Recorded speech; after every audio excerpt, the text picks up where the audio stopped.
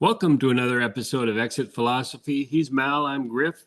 And before we get into the final four games of the season as we record, just thank you for listening. Thank you for subscribing to Exit Philosophy and griffsatpitch.com.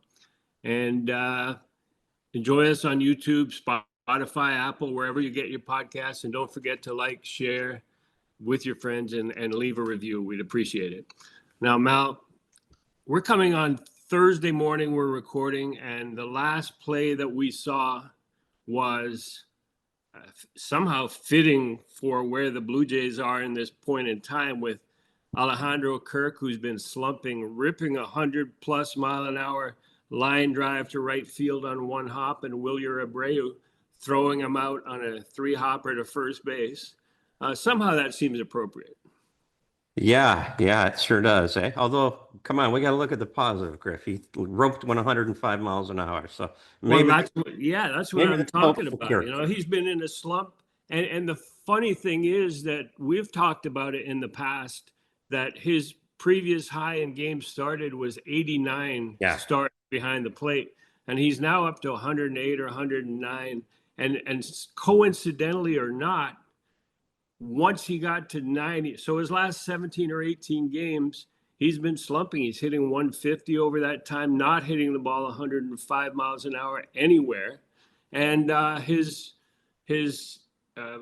persona of being a great two-strike hitter and grinding at bats has not been happening. I mean, do you blame that on fatigue? And it is somehow appropriate, or it's encouraging that he hit 105 miles. It's hard not to at least think that's a factor. I mean, clearly guys can slump at any point in the year. I'm sure he's had stretches like this in May before. But when it comes at this time of year and you've never done it before, and he's not exactly Johnny Bench back there, you know what I mean, or Gary Carter playing 162 all the time, you've got to think it's having an impact. So regardless, it's showing, and he's not hitting, but he's not alone. Every night you turn on the TV, it's 6 innings in, and there's a 0 on the board or a 1 and 3 hits. And you're back to where they were actually kind of grinding out some late inning victories. That seems to have dried up as well. The heroics haven't lasted, but it seems to be the whole team seems to be exhausted. I don't know. It's certainly it's afflicted the first baseman as well greatly. He's really struggling too. Yeah, fans are making a lot to do about the throw from right field that nailed Kirk at first base. But it used to happen a lot more. I mean, I remember some great outfield arms with the Expos, and people get tired of me talking about it, but that's 23 years of my history. And Ellis Valentine was the first to use that artificial turf at Olympic Stadium to throw to first base, and most of his throws were in the air, but that was a pretty commonplace for him. And then Larry Walker and Andres Galarraga in 90 and 91, Galarraga was the first baseman, and they had an automatic play. If there was a line drive to right field, it didn't matter, right-hand hitter or left-hand hitter, that ball would skip off like a rock in the ocean, and Galarraga would retreat to first base automatically. It was an automatic play.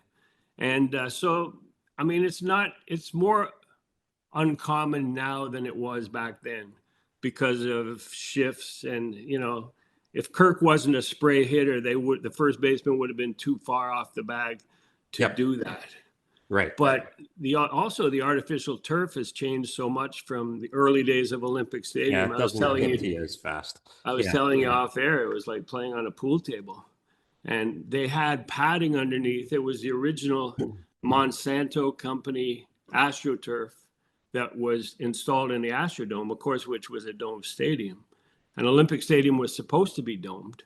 But the RIO, the governing board for Quebec, the Régie des Installations Olympiques, in all of their wisdom, in 77 and 78 with the roof open, they spent the winter building an outdoor skating rink for families on the surface, on the artificial turf. And they planted big fir trees big fir trees in the middle, so it made it more like outdoors. Only thing is that was not good for the artificial turf, clearly. And not just the artificial turf, but the padding underneath. And so when the movie and then Monsanto inspected, and what was supposed to last 10 years lasted 4 years. So when the movie Blame It on Rio came out, I thought it was about the Expos, but it wasn't. It was their version of Nathan Phillips Square. Right. Exactly. That's every time I see their skating rink, I go, yeah, that reminds me. We had one too. Yeah. And in fact, the great palm trees on that rink. The great young outfield in 77, 78 took advantage of that. The Expos outfield of Cromartie in left, Dawson in center, Ellis Valentine right. They accumulated 58 outfield assists that year in 1978 using the compressed infield from the skating rink. So home field advantage. Yeah, home field advantage. Yeah. But we'll get into the current situation with the Blue Jays and the Yankees. And of course, having the tiebreaker still means that as we speak, it's in the hands of the Toronto Blue Jays to win or lose the division. I mean, if they go 4-0, they're in. If the Yankees lose a game, they can go 3-1 and like that. And the Yankees have 4 games left, and their magic number is 5, so it's not in their hands. What's your observation on the level of panic that you see? Oof. It certainly feels like there's a lot of it going around, isn't there? It's just, I laughed. Well, I didn't laugh. I was trying to decide whether John Schneider's post-game messaging was an appeal to his players. It certainly felt like his version of his Knute Rockne speech here. But it had a lot of panic in it to me about everything's fine, the boys are okay. I'm not sure if he's telling himself or who is trying to temper their panic, but you can tell that everybody's feeling it, everybody's pressing. Everybody's got a little bit of, I don't know, the choke words starting to get into the vernacular here. So, well, to me, you can see it in the dugout. You can see it in the frustration that leads to anger, which leads to a feeling of panic. And that's with Springer. That's with Vlad pointing out the inside pitch and getting thrown. That's with John Schneider on the foul ball or the fair ball that was a foul ball down the line. You can see the frustration in that dugout, and in moments when they don't know they're on camera, how depressed and sad they look compared to, for instance, the Yankees dugout the other night when they were behind 2-1 and knew they were going to win against the White Sox, and even the Red Sox dugout in this series. It's a stark contrast. Yeah, and it's the wrong time, and it's almost like a team that's never been there and not sure they should be there. And that's just an observation. I'm sure people will criticize that comment, but they're not exactly the big boys that have been there, done it, seen it before. There's a lot of guys who weren't expected to be in this position. So I'm sure that creeps into your mind that, well, midnight is struck, so to speak. Hopefully they get this thing turned around, but we've seen it before. We're looking at the Tigers doing it. I mean, that could be the Tigers. That's also a team that, looks defeated, looks very defeated. And, we've seen it before with other versions, even of the Blue Jays. So, it's certainly an interesting time in the history of this club, and there's still 4 games to turn this thing around and win the division and get a bye and set yourself up for a real advantage for a World Series run. But boy, it feels like it's slipping out of the fingers, doesn't it? But thank God that the front office has shown no signs of panic themselves. I mean, as we sit here, and I was saying this to you in many conversations that I've had with other people, how do you go from having a plethora of starting pitching, having it to be perhaps the best rotation in baseball? Yes, okay, Seattle, but a real strength, especially going into the postseason. And Louis Varland is your choice for the most important game of your season, and which is tonight, right now. It's just, Griff, it's unforgivable. It's overthinking, over analyzing, getting in the way of what's going on in that clubhouse. It just there's no way you should be in this position with that rotation coming into this game that a Louis Varland's going to trot out, and who knows where they're going to go from there. Yeah, well, you talked about it. The plethora of starting pitching that they once had. And it's very unlike the Blue Jays to announce such things as that Berrios is out of the rotation. They announce it and the day before Chris Bassitt goes on the IL. So they announced that a day early, and then they don't even reinsert him. They don't talk to him. And this is a veteran guy who's been there and is a loyal soldier, works as hard as anybody in that clubhouse. I just don't get why he has been relegated and to the doghouse, to the bullpen. It's just, and we've spoken about this. Hey, in fairness, you can't argue he appeared to be, needing some extra rest, running on fumes a bit. He wasn't himself. He wasn't horrible by any means. He's no Max Scherzer, that's for sure. But you send him to the bullpen, and we were talking last week about Yusevich and what they should do with him and what the plan should be. And I really didn't think he should be in the rotation going into the playoffs. Now you don't even have a choice. Now he's top three now. Now you're stuck with, and that perhaps the wrong word, but you don't have an option. That dude has to perform in the postseason. A rookie, you were stuck with a rookie getting the ball in a massive game, and he's had 2 major league starts. One was unbelievable, and one he gave up 4 spot, whether you justified or not. That's a lot of pressure to put on a kid, and you're left without a choice at this point, and that's you just overthought the whole process. And yeah, and going into the postseason, and Yusevich has had the backup catcher Heineman catch both his starts. You can't have him as a personal catcher in a short postseason series. You have to have Kirk out there every day. Now that means if Kirk starts behind the plate for Yusevich on his final start, that is the only solution. You cannot have Heineman go out there and catch him again just because he's more familiar with him.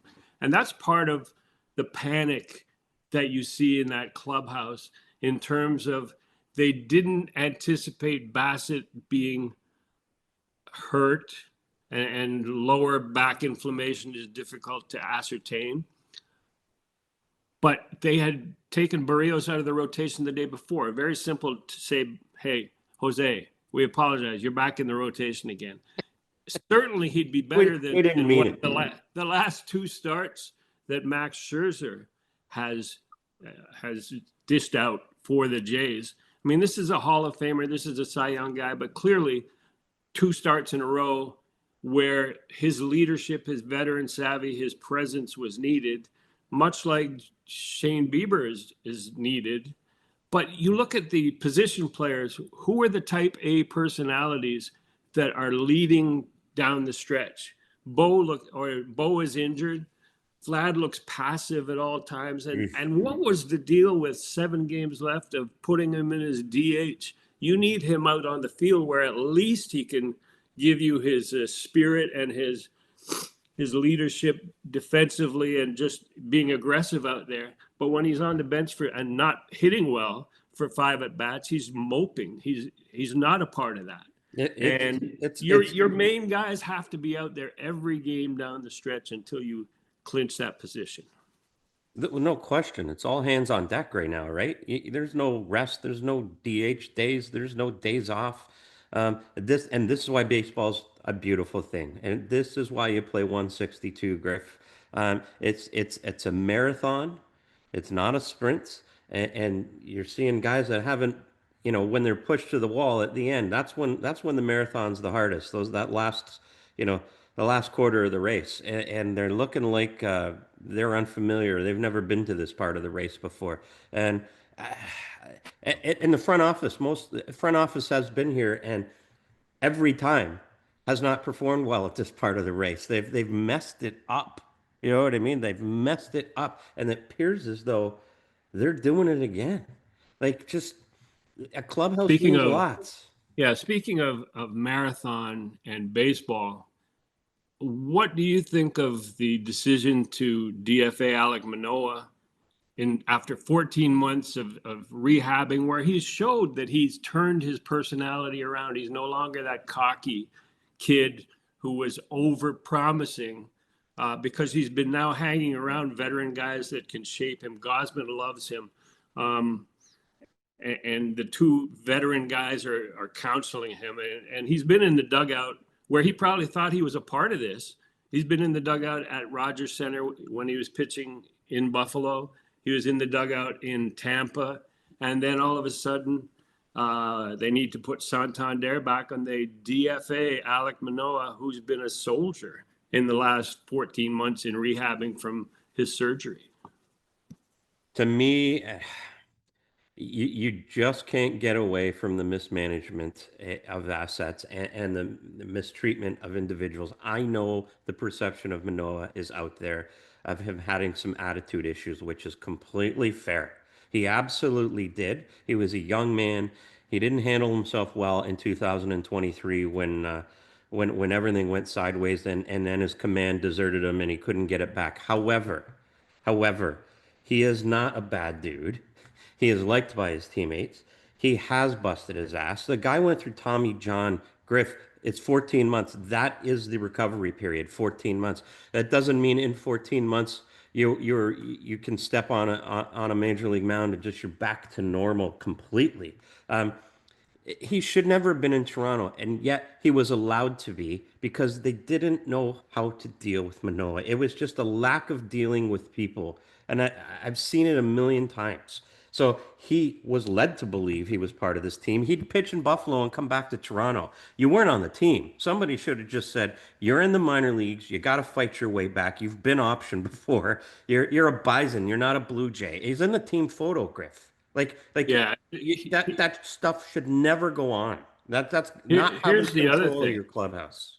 Yeah, here's the other thing. He's 14 months into his rehab, and he's progressed to the point where, his ERA was under 3 in Buffalo, which is a mirage because his talent had not reached back to the level where he had been a major league pitcher. So he's not a major league pitcher right now. But that's like watching a marathon. We speak of marathons. That's like watching a marathon at the 13-mile mark saying the Kenyans are done. There's a long way to go in that race. And if maybe a little patience, find out where.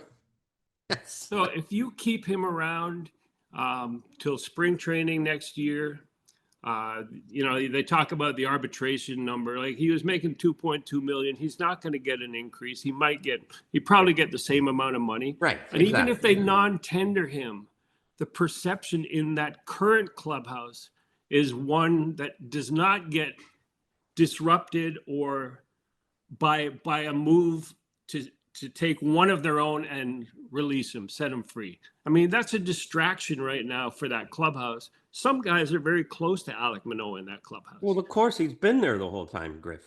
Meanwhile, you got Dylan Tate and Justin Brule, who Ross Atkins apparently feels are more significant in October than Alek Manoah. None of those three are significant in October, and Manoah felt he was blindsided by the move, and but he's licking his wounds and saying it's a business, he knows it, blah blah blah, but he's hurt. I mean, he's hurt by that. It's easier for them to DFA the guy than to actually have a tough conversation, because it's better to run away and hide. I'm sorry, I've seen it a million times. It's better not to deal with it, and then this happens, and it hurts the clubhouse. Griff, he's a first rounder. He's a first round talent who almost won a Cy Young, and at the very least, you bring him back in the spring, and you get something for him. He's not a zero on the asset tree. He's a first round talent that has not exhausted his options yet. It's not like he's come back to Toronto and had 2 horseshit seasons and you go, yeah, he's done. Not at all. Like, he's working his way. Like, and you know what people forget? They think he had 1 great year. Dude, he had 2 good years. He had 1 bad year. He pitched 5 outings last year that were pretty good, actually. His command was back. So there are signs of Manoah making his way back. And we don't know. He may not, but the point is you don't discard the asset for nothing. And they've done it so many times to avoid to have to deal with mismanagement and mistreatment of these players. I'm sorry, like I've seen it. So, and here's just another one, and that impacts your clubhouse. Guys know they know. Before we wrap up the Manoah discussion, I just reminded him at one point of my favorite Alek Manoah memory, which was after he lost Game 1 to Seattle, and in the playoffs. Yeah. And he was slumped, and the clubhouse hadn't opened yet. I was PR at the time. Clubhouse hadn't opened. He was slumped in a chair in front of his locker with his head on his hands and his elbows on his knees. And Kevin Gausman, the next day's starter, Game 2 starter, was walking out with his 3 or 4-year-old daughter, Sadie. And Sadie's so cute, she was just walking with her dad and spotted Alek Manoah at his locker and left her father and went over and wrapped her arms around Alek's neck. And it just like he sat up and he never slumped again at that moment in time. That's how much teammates children who recognize good and bad before we do. Yes. And that's how much he meant in that clubhouse to certain people. And like to say, well, he was a bad dude. He had attitude from, that we see in a lot of young players coming up, but he was getting over that. He was finding out what Major League life was all about, what failure was all about. And he was coming out the other side until he found out the other side was the exit. So not open. Right. So, okay, that's that. We've talked about panic in River City. We've talked about marathons. We've talked about Manoah. We've talked about Berrios. How about the head-to-head and where the Jays were in terms of controlling their own fate? And heading into Thursday night, they still control their own fate. Yeah. And I have faith in Baltimore to show some pride. It's the same division. They want to show that they're not as bad. Very much. They've got 3 games against the Yankees. Let's see how that plays out before we completely panic and throw in the towel on the Blue Jays, who are playing the Rays, who I don't know if the Rays mathematically are alive in the wild card. I think they are. They're dead. They're done? They're done. So we'll see how that plays out. But in terms of my feeling, and you may be listening to this podcast after the decisions are all made, right? But I believe they still have a pretty good chance of finishing first in the division. I mean, I agree. They need Bieber and they need Savage to come up big, and who knows? I still their fate is in their own hands, and the Yankee fate is not in their own hands. And Baltimore's playing hard. They've been playing some good ball for a while now, and Rogers is going to get another start for them against the Yankees. And that is, he beat them last week. That is a tough out, as we've seen. So it's still advantage Blue Jays, right? In every aspect. I mean, I don't like the fact that Bieber pushed himself, to the Friday instead of taking the ball today. But that's a big start tomorrow, obviously. And clearly they don't want to go into that final series down a game in the standings, needing to catch up one game. But it sets up well for them. I think Baltimore's playing a lot harder than the Rays might be interested in doing with the young players in that lineup, and they've shown it. Baltimore's shown it. They've been pretty good, actually. So the Yankees are tough out. I think the Rays, even though most years they're a younger type team, but their pitching staff especially seems like a bunch of mercenaries who just always play for themselves. Their Orioles all came up together. They're a younger group. They know they won 100+ games a year ago, and they have pride, and they're playing the Yankees. And I think it's at Camden Yards, isn't it? Yes, I think it is. Yeah. So the place will be jammed with Yankee fans. It'll be a great atmosphere. And with the Rays coming north of the border, I mean, we remember Yandy Diaz didn't have a passport the first trip in. So, like, right. How serious would they be if they're not involved in a race? So we'll see. But with the tiebreaker over the Red Sox and the Yankees, it's a huge advantage, or should be a huge advantage. And they just need to match the Yankees the rest of the way, the final four games. So I guess don't forget about the Red Sox. Have kind of solidified their spot here. And I'm sure they're feeling real good about themselves, and I'm sure that they feel real good about themselves if they could find their way to play the Blue Jays in the playoffs right now. I'm sure their confidence is soaring. Yeah, that would be if the Jays were the wild card, the first wild card, and do they celebrate with champagne? That's the question. When they clinch the first wild card position. First wild card? Yeah, it's except it's baby duck only. Right. You got to downgrade. No Dom Perignon this time. Baby Chuck and Duck. They got to share the bottle. Right. The question then is, how did they get, like, how did they end up here? And how did the offense get to a point where 7 out of 8 games they've got 4 hits or fewer, lost all those games, and scored 1 run or less? Well, losing one of your best hitters doesn't help, and they initially got through it pretty good, right? But hey, Griff, this team all year has been living and dying not with their stars, but with their bit players who all have overperformed. Every single guy at some point was above average, having a career year. Even your 35-year-old DH was having the best year of his career. So when you got the Clements, the Schneiders, all those guys, even the Loperfitos when he comes up, Heinemann's, all having career years for them, basically. At some point, you have to wonder when it's going to stop, and it's all stopped at the same time.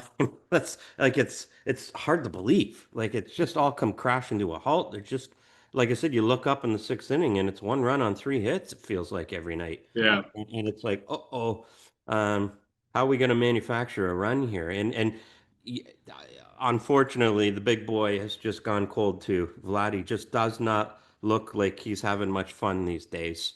And he's got to get it going. Right. With Bo being hurt, with perhaps Alejandro Kirk hitting the wall because he's never had this much of a workload in any season, and with Vlad struggling because he looks around and he's looking for leadership, and he's the leader, and it's not working out that way, you know. And then whose job is this? Oh yeah, mine. Yeah, right. Come on, boys. Yeah. Follow me. Yeah. 150 for the last 10 games. Oh, I feel bad for him, actually. Then he gets ejected in the 7th, and his spot comes up in the 9th in a game that they need to win. I mean, I know it was 7-1 by that time, but you can't get ejected. Yeah, you can't draw a line or point to the rule. I mean, your ironbacks know the rule. You can't do that with an umpire. You can't. And he looked defeated at that point too. He didn't even have the juice to argue. Like it was just everybody just looked defeated at that moment. So somebody's got to be a hero. And the best part of this, the job's wide open. Hero wanted. Anybody can step up at this time and become a hero. So there's a great opportunity in front of these guys. A great opportunity. Somebody's just got to take it. So yeah. I think an under the radar positive was the last at bat for Anthony Santander when he just ripped a ball down the third base line, and Bregman made a great play on it. But his first 2 at bats, he struck out, which was to be expected coming back off that long absence. But maybe he's a guy that can do it. Maybe he's a guy. They need him in the lineup. If there was any question of whether he should be or shouldn't be, they're just desperate for a bat, and he's the one guy who's got who's got the resume at least. So you've got to have him in the middle of your order as you go into the playoffs. You just have to hope, lightning strikes, so to speak. You need it.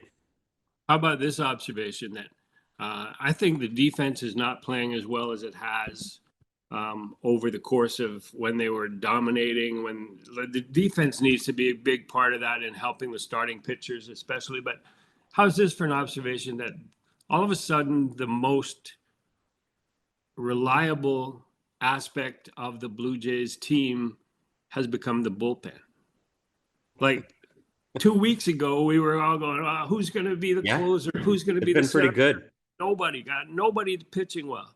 And now they're pitching so well, they've even got Louis Varland starting a game. Well, I was going to say the bullpen better be good because they got the whole damn game today. Yeah, so. and even though Berrios is a starter, he's listed bullpen, but he pitched yesterday, so he's not part of this bullpen. They're not relying on Jose Berrios, which is weird. Which is very strange, as I said. How can you have a horse that you've moved to the bullpen, and when you're desperate for a start, he's not getting it? He comes out in a game that was seemingly on its way to being an L yesterday.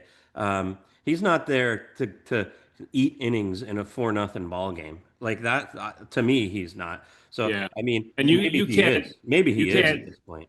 You can't point to his 2 innings from Wednesday night and with the 3-run homer and say, well, that's why he's not starting, because his mindset is completely different. He's whipped because management has decided he's not part of it. He probably remembers the last time he was beat like a rented mule in the Minnesota playoff game, 3 innings, and they told him the plan was to bring the left-hander in, but he didn't know they meant like after 3 innings. Soon. Yeah, right. So now Jose Berrios, one of your more reliable guys, you've already told Alek Manoah to go home. Berrios has an opt-out after 2026 plus 2 more years. The 2 years are his most lucrative part of that contract that he signed with the Blue Jays. Would he be willing to leave $48 million, $24 per year on the table for 2027 and 28 because of the way they mistreated him here? You've got to think he's probably leaning that way. Hey, Griff, anybody who knows Berrios and knows what happened in that clubhouse following that playoff game knows just how distraught and defeated that man was and how he felt he was robbed that day and the team was robbed. So you worked your way back from that. You're in a position now to do something so great for this team in this city, and then you do it again to the guy. I mean, and I get it. People are going to say, well, he was the obvious choice not to be. I'm going to guess he's probably not even on the roster, which in the playoffs. And that, I don't know what that says to a guy who should have made 32 starts for you every single year you've had him. And before that too, and been nothing but an absolute force in that clubhouse of positivity. I mean, again, you're hurting the greater good by looking at a small picture of what, trying to win, reduce the box this small of what's important here and now instead of a bigger picture of what might help you win.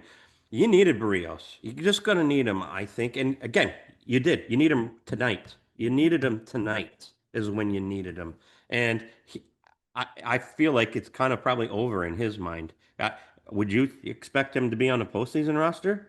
Out of the bullpen? What's he going to get? I was always touting him as a number 4 starter, like for that one playoff start in a 5 or a 7 game series. But now I'm to the point with the way that it's gone down for Jose Berrios that I'm with you. I don't think he's going to be on the roster. If they have a 9-man bullpen, they don't see him as a bullpen guy. And if the 4th starter is going to be Max Scherzer and Trey Savage is a 3 guy, then you don't have Jose Berrios on the playoff roster, which means, unless there's an injury to a starter, but which means that he's 48 million over the 27 and 28 season looks like a lot of money. But this guy, as you pointed out, has a lot of personal pride, has done a lot for this organization. When he signed that long-term deal, it was a signal to other free agents and to players around baseball that the Blue Jays were once again open for business. And I think that was important, and this is a good place to go. And he's been a great spokesman among the Latino player population. Right, that too. Yeah. So I don't think he will be on the postseason roster, which is a shame. And I'm hoping that it wasn't John Schneider and Pete Walker who made the decision on Berrios and on Alek Manoah. I'm hoping that a group of button-down nerds did that, who don't know who the players are, who don't know what a clubhouse atmosphere means at this time of year. I'm hoping that that's the case. I'd have to believe that's the case. I mean, you can't tell me Pete Walker isn't going to bat for Jose Berrios. I mean, I just would never believe that in a million years. So I don't think anybody who lives in that clubhouse every day, and we could be wrong. So we could be wrong, but I just don't believe you can be in that clubhouse with that guy and then try to justify not having him watch the playoffs on TV after everything he's done for you.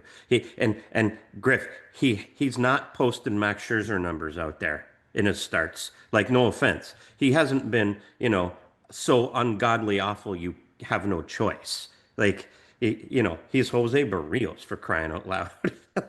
Yeah, and they had the off day on Monday, and that was Chris Bassitt's start. So some genius in the front office goes, "Oh, we can use the IL for Chris Bassitt, and all he will miss is that one off day start." Now everybody's still going on an extra day's rest, and here we go. We go to the playoffs.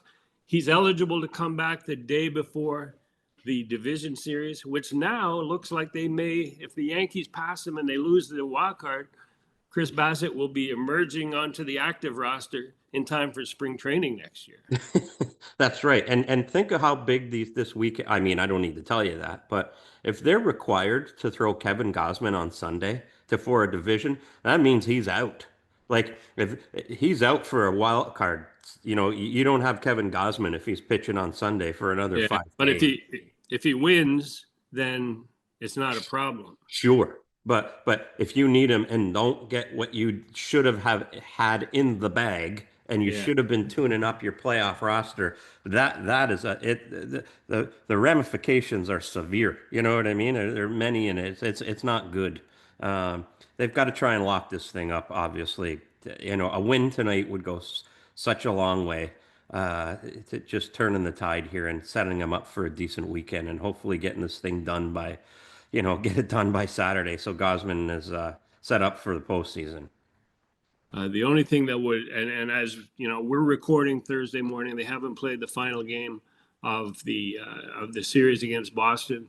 But the only thing that would propel them into the weekend in a proper frame of mind is a win to avoid the sweep by the Red Sox, and then the body language changes, and you don't get that frustration. You don't get that look of that hangdog look in the dugout when the cameras pan up and down.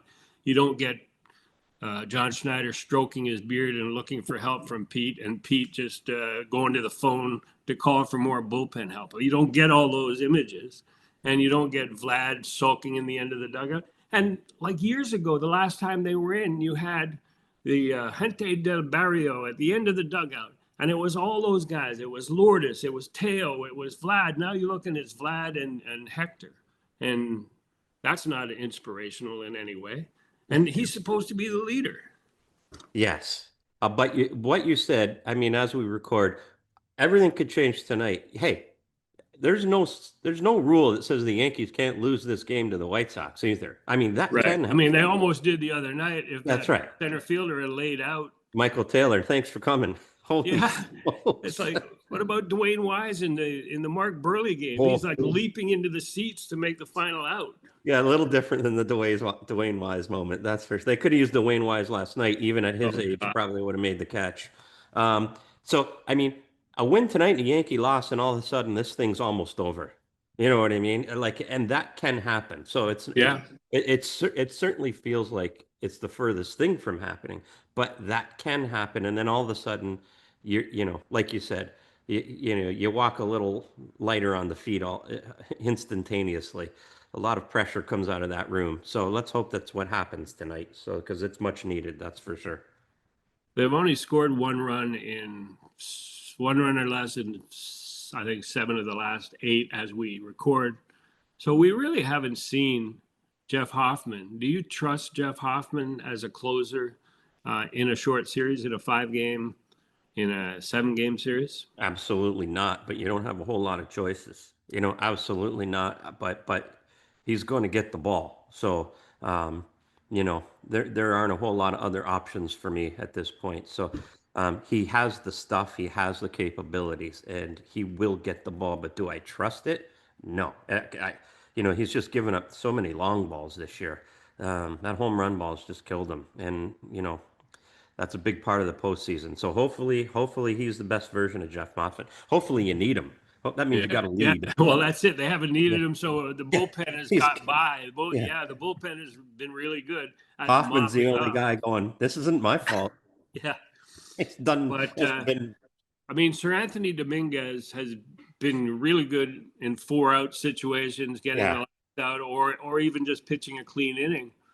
But the 8th inning is far different than the 9th inning. And this is a guy who's susceptible to losing command in a heartbeat. Correct. You can't have that in the 9th inning.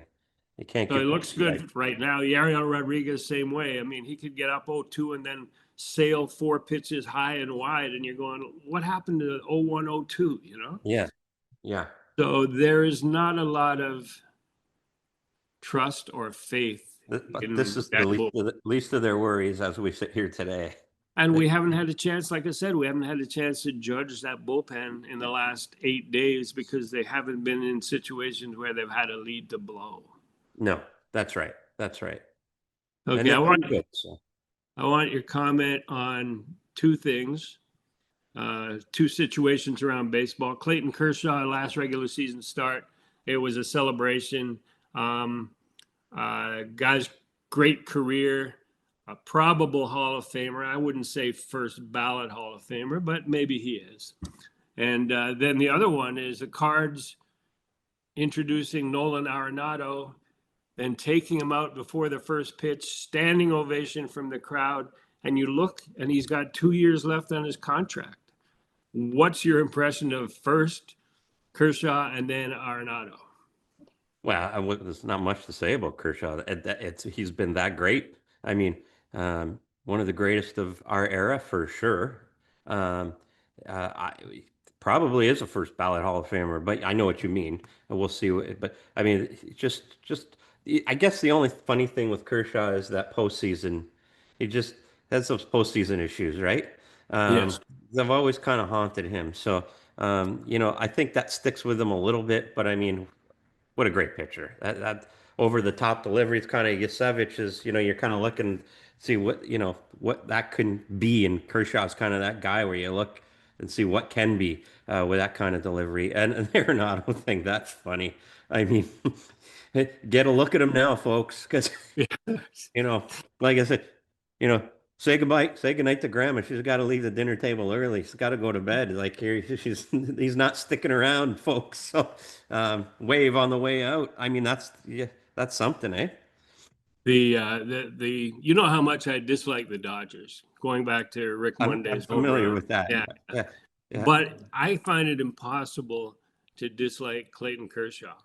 The guy's an awesome personality in the clubhouse, somewhat like Jose Berrios, but and Bo Bichette, when we went to Dodger Stadium in 2019 and Bo was just up as a rookie, and his first 2 at-bats against Kershaw, he took him deep, 2 home runs, which is like, that's got to be a career memory for Bo moving forward. You can talk about that forever. Yeah. But I don't know. We talked about it earlier, Hall of Fame. I'm giving up my ballot this year, so I'm not going to be part of that. And Kershaw is not eligible for 5 years after this. But I find it, you can debate whether he's a first ballot Hall of Famer. I think the preponderance of sports highlight shows have made first ballot, and the social media and people not wanting to be crushed by fans on social media and the ballots being revealed has made first ballots less of an impressive thing because nobody wants to be the guy who left a guy off his ballot and get crushed. Yeah, you know, it's a little because it different. might affect your readership or your listenership or whatever. And some people are just like it because they're looking for a rep. But I think he probably will be first ballot. I don't know if I would have voted for him if I was still going to vote, but yeah, he's a great pitcher. He deserved that standing ovation. The Arenado thing, I'm not on board with. Like, guy's got 2 years left. I don't know if they've talked to him or if he's talked to them and said, "I want out of here." I'm gonna guess that's what it is. Yeah, I would hope so. Yeah, yeah. Although maybe he got blindsided too. There's a lot of that going around. A lot of blindsiding going around. Let's see. Historic Nolan, collapse. wave to the crowd. Historic collapses. I won't go chronologically here, but the 2025. Why do you bring that up? I'm looking at 2025 as the great year of MLB playoff collapses, regular season. Tigers, Astros, Mets, Jays. That's quite an assortment of teams that had playoff spots locked up, and then all of a sudden, look where they are now. You know, and the Tigers particularly is egregious. I mean, that is a massive collapse. Karma in baseball is a funny thing, isn't it? I mean, this might be payback for their sudden rise last year, going into September as a 500 baseball team and making a run to the playoffs. Now they're getting it the other way. What a collapse! And when you lost that Tarek Skubal game the other night, I think the whole team knew, oh no, it's over. We have to win with Skubal on the mound. Well, I mean, even he obviously is feeling the pressure when he tried to make a play at first base, snapping the ball through his legs down the right field line. Think is Mark Burley or what? Holy or Bartolo Colon with the behind the back going into foul territory. Yeah. So that's a year of collapses here. But does it measure up to the 54 Dodgers, the Bobby Thompson Giants year? The 64 Phillies, Gene Mauch, my first major league manager that I worked with. Wasn't that 10 in a row? Well, he tried to go with a two-man rotation. I think it was Roberts and Chris Short. Two-man rotation down the stretch, and he had a 4-game lead, a 5-game lead, and he just blew it. And when he was in California with the Angels, and I was on the field with California Angels. I was on the field at Shea Stadium in the other playoff series with Dave Van Horn, and Gary Lucas had been an Expo before that, and then Gene Mauch is bringing Gary Lucas in a big clinching game for the Angels, and Dave's yelling, "Don't do it, Gene! Don't do it!" And Lucas gives it up. Lucas in Houston with the Expos blew a save, left-hander, big lanky left-hander, not very good. And he blew a save, and he told the writers that he was fatigued because he had taken his kids to Astro World, and they had been on the roller coaster. Like, make up a better excuse than that, for God's sake. Astro World. And that's why Dave was yelling at the scoreboard, "Gene, don't do it." The different times we live in. I'm so tired. What do you remember about the Blue Jays collapse? Parenting is hard, Griff. Parenting is hard. Yeah, right. Yes. The Blue Jays in 87 collapse. Talk about that. Well, and the funny thing is now it's in everybody's front of mind, right? I mean, you don't want that story resurfacing its head. That was an epic collapse. Obviously, I mean, I remember it, I think, pretty well. Would they have a 3.5, 4-game lead with a week to play, and they lost all 7 games. All 7 games they lost, and paid the Tigers 6 times or and I mean, and this is the thing, you could see the same thing building here, and that's what scares you. The same kind of stress, tension, pressing, panic, and even Cito, who I love to death, probably he hit and run with Cecil Fielder in that final game. Like Manny Lee, the struggles there. They lost that last game 1-0, Griff. Jimmy Key pitched a gem. I don't know if you remember it that well, but Larry Herndon hit the home run that landed in the first row over MVP of 87, George Bell. I mean, I don't know how he didn't go up and get that ball, but that was the only run of the game. 1-0. They lost that game. And it was such drama-filled baseball, which I kind of, if there's something to enjoy for everybody, you're getting it again. Like the drama is back, but that 87 team, and then of course Bill Madlock with Tony Fernandez, and I mean there was so much that happened down the stretch. Yeah, we were playing every day in Montreal, so all I remember is some a-hole PR guy writing in the game notes, second most famous group of 7 in Canadian history, referring to the losing streak, which is pretty catty to do, I must say. That was an Expo Guy should have been PR guy. fired. What a dick.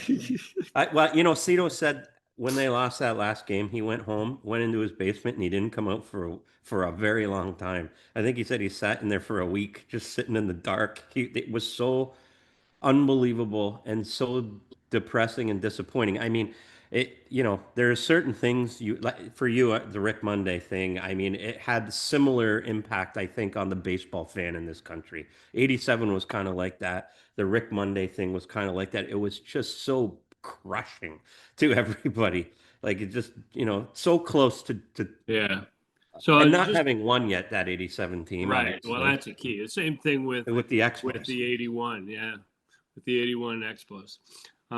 There's 3 more that we won't dwell on them. 2011 Red Sox losing to the Rays on the last day. That cost Terry Francona his job, and he's landed on his feet several times. So he's going to the Hall of Fame. Yeah, he's done right. The 78 Red Sox with Bucky effing Dent. Yes. That was a big Yankee fan back then. That was a lot of fun. Yeah. Speaking of first row home runs, barely got to the wall. Right.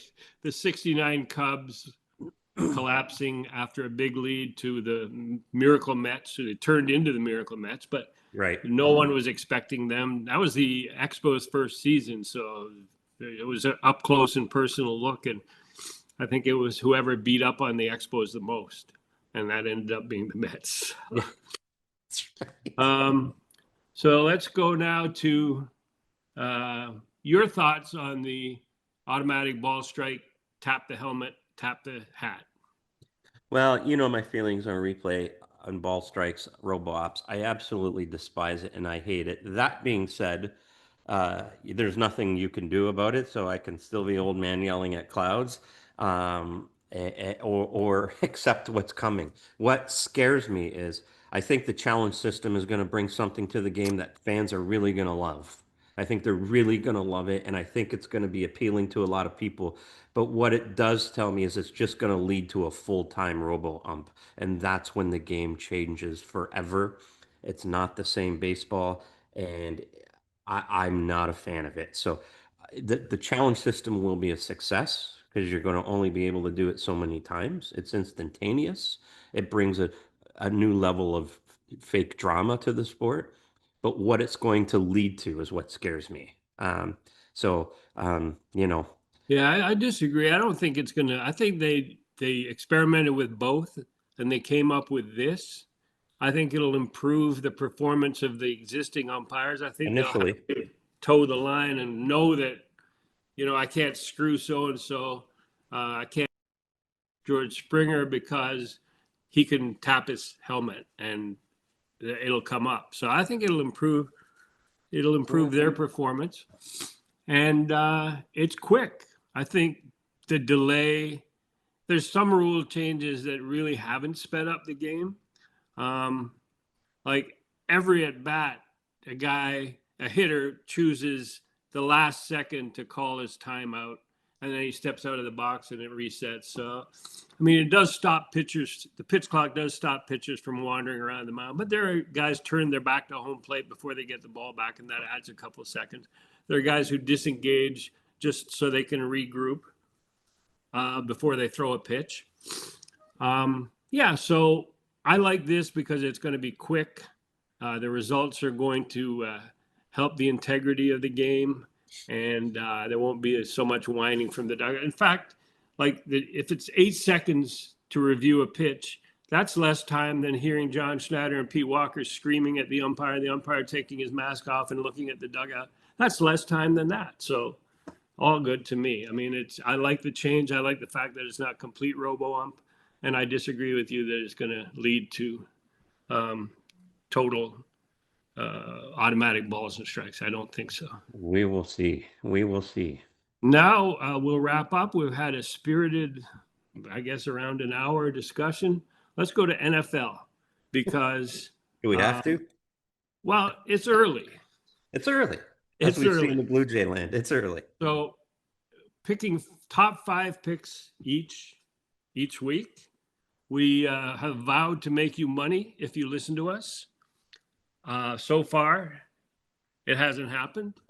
Success isn't linear, Griff.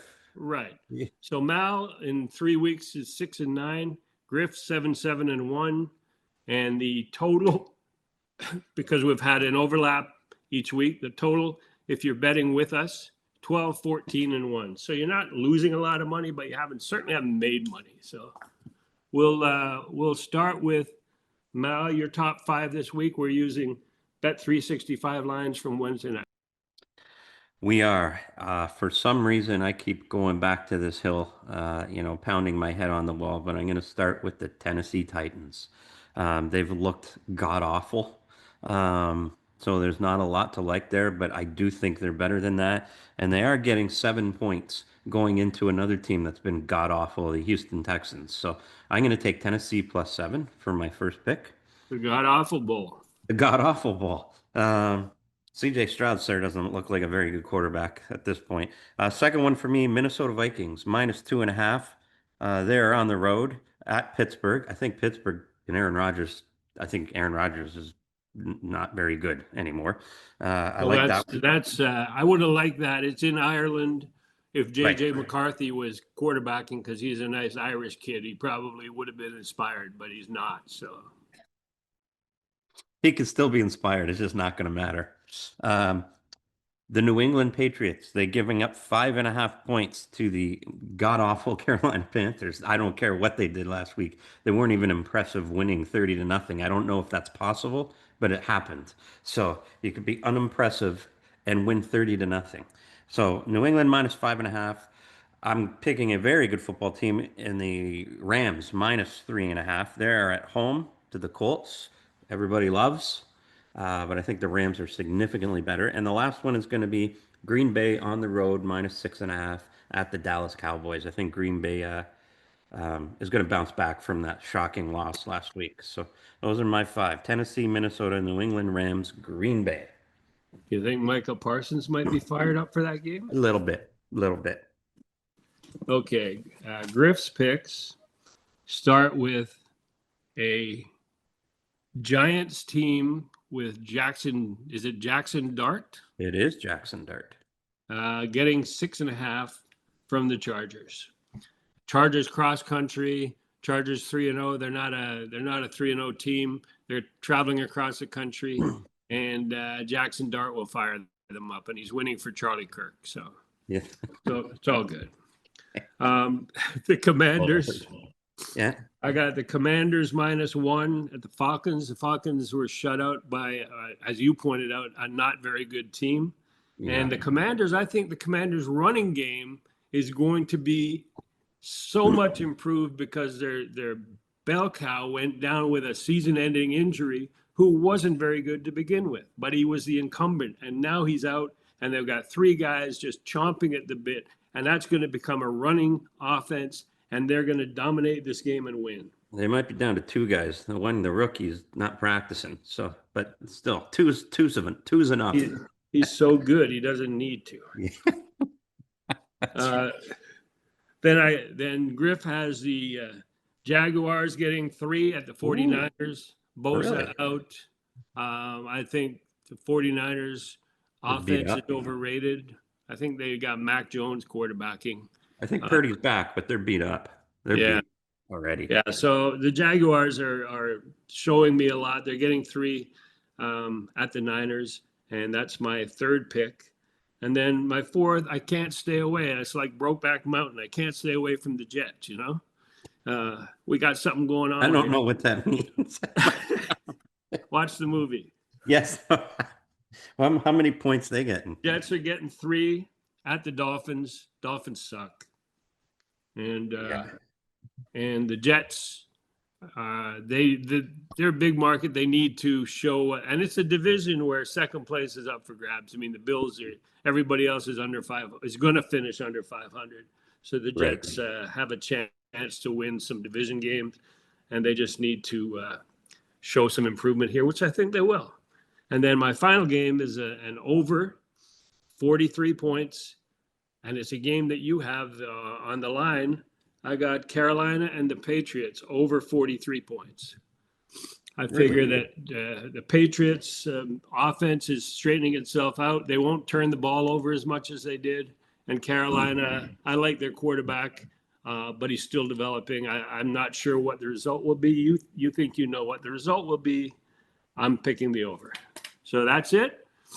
And we are now going to sit back and watch the Jays and Yankees battle down the stretch.